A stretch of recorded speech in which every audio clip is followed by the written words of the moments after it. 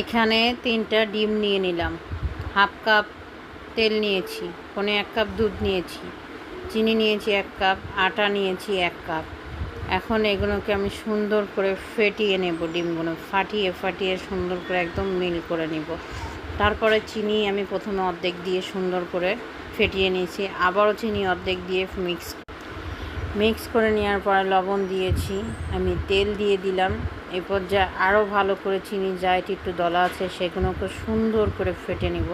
দেখো সুন্দর করে ফেটে নিয়েছি।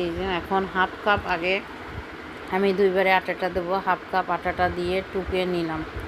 পরে আবার আমি হাফ কাপ আটা দিয়ে টুকে সুন্দর করে মিল করে নেব।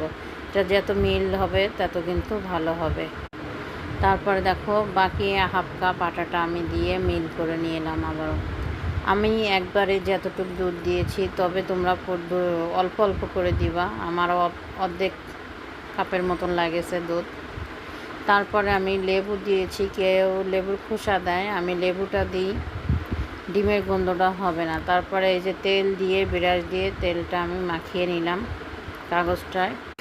তারপরে এই যে আমি এই 4 চামচের 1 চামচও বলতে পারো, অর্ধেক চামচও বলতে পারো। এখন এই যে আমি ব্যাটারটা দিয়ে দিলাম। বাকি কেকটা বানালাম কী করে নেক্সট ভিডিওতে দেখাবো।